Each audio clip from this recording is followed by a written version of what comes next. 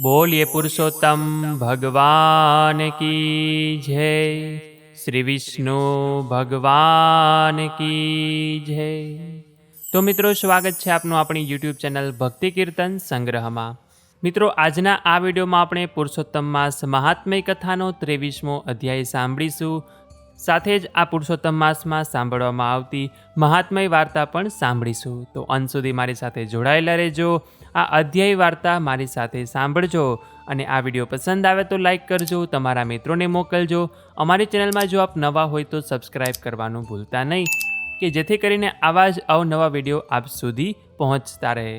અને હા મિત્રો, જો આપને ઘર બેઠા નિત્ય અનેક સ્થળોના દર્શન કરવા હોય તો વોટ્સએપમાં અમારો ગ્રુપ છે કે જેના અમે દર્શન કરાવીએ છીએ। તો તેમાં જોડાવા માટે અહીંયા જે વોટ્સએપ નંબર લખેલો છે તેના ઉપર અમને જય શ્રી કૃષ્ણ લખીને મોકલી આપજો, એટલે આપને અમારા ગ્રુપની લિંક મળી જશે અને તેમાં જોઈન થઈ જશો, એટલે આપને પણ ઘર બેઠા અનેક સ્થળોના દર્શન કરવાનો લાભો મળશે। તો આવો મિત્રો, હું આપનો જાજો સમય ન લેતા આપણે આ કથા અધ્યાયની શરૂઆત કરીએ। ओम नमो भगवते वासुदेवाय। अतः श्री पुरुषोत्तम मास महात्म्य कथा 23मो अध्याय राजा चित्रबाहुनी कथा। तो मित्रों, आनी पहलाना अध्यायमां आपणे सांभळ्युं के દ્રઢ ધનવાને વાલ્મીકી ઋષિ જે પુરુષોત્તમ માસ વ્રતના નિયમો જણાવે છે તે સૂત પુરાણી સર્વે મુનિ શ્રેષ્ઠોને કહી સંભળાવે છે। તો હવે આગળની કથા કહેતા સૂત પુરાણી કહે છે કે હે મુનિ શ્રેષ્ઠો, પુરુષોત્તમ માસમાં દીવાનું દાન કરવાથી શું ફળ મળે છે તે જાણવાની ઈચ્છા રાજા દ્રઢ ધનવાએ ઋષિ વાલ્મીકી સમક્ષ વ્યક્ત કરી। આથી વાલ્મીકી ઋષિએ તેમની સમક્ષ ચિત્રબાહુ રાજાની જે કથા કહી હતી તે કથા હું તમને સંભળાવું છું। સૌભાગ્યનગરમાં ચિત્રબાહુ નામનો એક રાજા રાજ્ય કરતો હતો।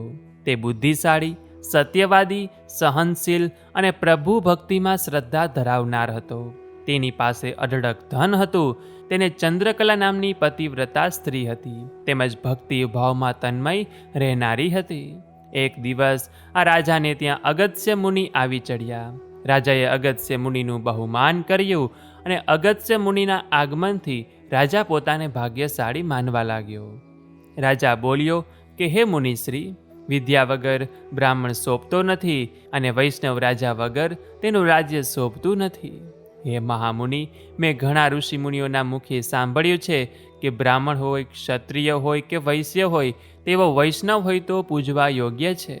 અગત્ય મુનિએ કહ્યું, હે રાજા, જંગલમાં વસવું સારું, પણ વૈષ્ણવ ન હોય એ રાજાના રાજ્યમાં રહેવું સારું નહીં। હે રાજા, તું ભાગ્યશાળી છે, તારી પ્રજા ધન્ય છે, તું વિષ્ણુ ભક્ત છે। અને પછી તેની રાણીને આશીર્વાદ આપતા કહ્યું કે તું અખંડ સૌભાગ્યવતી રહેજે, પતિ અને પ્રભુની સેવા કરજે। આ વખતે રાજાએ અગત્ય મુનિને પૂછ્યું કે મને રાજવૈભવ, અઢળક લક્ષ્મી, પતિવ્રતા પત્ની વગેરે કયા પુણ્યના કારણે મળ્યા છે તે જણાવશો તો ઘણી કૃપા થશે। રાજાની વાત સાંભળી અગત્ય મુનિ સમાધિસ્થ બની બધી વાત જાણી કહેવા લાગ્યા, હે રાજા, તું પૂર્વ જન્મમાં ચમત્કાર નામના નગરમાં મણિગ્રીવ નામનો શૂદ્ર હતો। તું નાસ્તિક, દુષ્ટ અને પાપી હતો, પણ તારી પત્ની પતિવ્રતા હતી। તારા કાર્યોથી તંગ આવી તારા સગાવાલા તથા મિત્રોએ તને ત્યજી દીધો અને તારું બધું જપ્ત કરી લીધું હતું। આથી તું અને તારી પત્ની જંગલમાં જઈ જીવહિંસા કરી ગુજરાન ચલાવતા હતા। એકવાર ઉગ્રદેવ મુનિ રસ્તો ભૂલી જતા જંગલમાં અટવાઈ પડ્યા। તેમને સખત તરસ લાગતા તે બેભાન થઈ ધરતી પર ઝાડ નીચે ઢળી પડ્યા। આ સમયે શુદ્ર મણિગ્રીવ અચાનક ત્યાં આવી ચડ્યો અને તે શિકારની શોધમાં જવા નીકળ્યો। બેભાન હાલતમાં મુનિને નીચે પડેલા જોઈ તેને દયા આવી। તે દયાથી પ્રેરાઈને તું મુનિને પોતાને ઘેર લાવ્યો અને તે તથા તારી પત્નીએ ઉગ્રદેવ મુનિની સારી રીતે સાર સંભાળ લીધી। મુનિ શુદ્ધિમાં આવ્યા ત્યારે તેમણે એમ જાણ્યું કે તારી અને તારી પત્નીની સારવારથી તે ભાનમાં આવ્યા છે। મુનિ તારા ઉપર પ્રસન્ન થયા અને કહ્યું કે તે મારી જે સેવા ચાકરી કરી તેના બદલામાં તારે શું જોઈએ છે?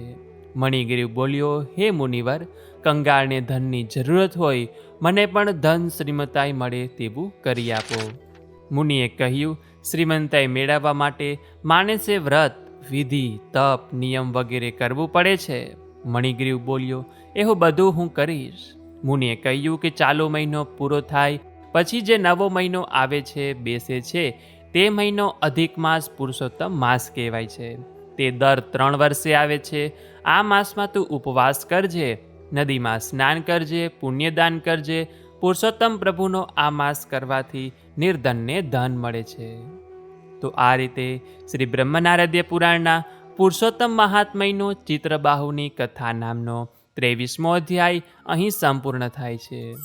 તો બોલીએ શ્રી પુરુષોત્તમ ભગવાન કી જય, શ્રી વિષ્ણુ ભગવાન કી જય, શ્રી દ્વારિકાધીશ કી જય.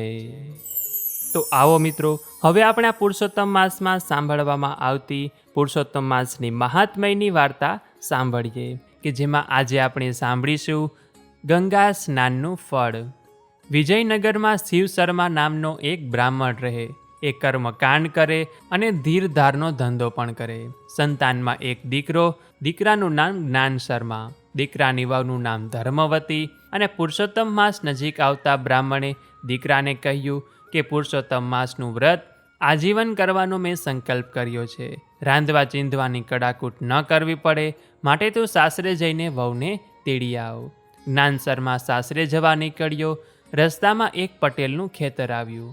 ખેતરમાં એક ગાય ચરતી હતી. એ પટેલને શિવ શર્મા નાણાં ધીરતો હતો, એની જ્ઞાન શર્માને ખબર હતી. તેથી એ વિચારવા લાગ્યો કે ઢોર આ રીતે ઊભો મોલ ચરી જાય તો ખેડૂતે વ્યાજે લીધેલા પૈસા પાછા કઈ રીતે આપે. એ તો જઈને ખેડૂતને બોલાવી લાગ્યો. ખેડૂતને ગાય પર એવો ક્રોધ ચડ્યો કે તો લાકડી લઈને તૂટી જ પડ્યો. માર સહન ન થતાં ગાય ઢળી પડી અને મોઢે ફીણ આવી ગયા. મરતા મરતા એણે જ્ઞાન શર્માને શ્રાપ દીધો કે તું ગો હત્યારો છે, મારા શ્રાપથી તું ગધેડો થઈશ. જ્ઞાન શર્માના તો હાજા જ ગગડી ગયા. થતાં થઈ ગયું, હવે થાય શું? એ તો ગાયના પગમાં પડીને કરગરવા લાગ્યો. ત્યારે ગાય બોલી કે જો તારી વહુ પુરુષોત્તમ માસનું વ્રત કરે અને રોજ તને ગંગામાં સ્નાન કરાવે તો તું ગધેડામાંથી ફરી માણસ બનીશ. શ્રાપ દઈને ગાય તો સ્વર્ગે ગઈ. જ્ઞાન શર્મા ભાંગેલા પગે સાસરે ગયો અને પોતાની પત્નીને શ્રાપની વાત કરી. વાત પૂરી થતાં જ એ ગધેડો થઈ ગયો. વહુ ઘણી ધર્મિષ્ઠ હતી. એ ગધેડાને લઈને સાસરે આવી. પુરુષોત્તમ માસ આવતા વ્રતનો સંકલ્પ કર્યો. રોજ સવારે ગધેડાને ગંગા નદીમાં સ્નાન કરાવે, પછી પોતે સ્નાન કરે, વાર્તા સાંભળે, ગધેડાને ખવડાવીને ખાય, લોકો દાંત કાઢે, મશ્કરી કરે. પણ વહુને તો એ ભલી, એનું વ્રત ભલું. ઉડતી ઉડતી વાત રાજાના કાને ગઈ. રાજાએ સિપાઈ મોકલ્યા અને ગધેડાને પૂરી દીધો. વહુ તરત રાજા પાસે આવી, રડતા રડતા બધી વાત કરી અને ગધેડાને મુક્ત કરાવ્યો. જરા પણ ભૂલચૂક વગર વહુએ લોકલાજ છોડી વ્રત પૂર્ણ કર્યું. અને વ્રત પૂર્ણ થયા પછી શ્રદ્ધાથી પ્રાર્થના કરીને ગંગાજળ ગધેડા પર છાંટ્યું તો તરત જ એ માણસ બની ગયો.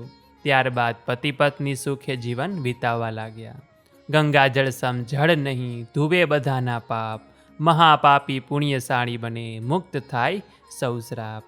હે પૂર્ણ પુરુષોત્તમ પ્રભુ, તમે જેવા વહુને ફળ્યા એવા પતિત પાવતી ગંગામાં સ્નાન કરનાર સૌને ફળજો. તો આશા છે કે આપ સૌ લોકોએ મારી સાથે પુરુષોત્તમ માસનો આ અધ્યાય તેમજ વાર્તા સાંભળી હશે. અને આવી જ રીતે આપણે નિત્ય એક અધ્યાય વાર્તા સાંભળીએ છીએ અને હજી બાકીના જે અધ્યાય વાર્તા છે તે પણ સાંભળીશું.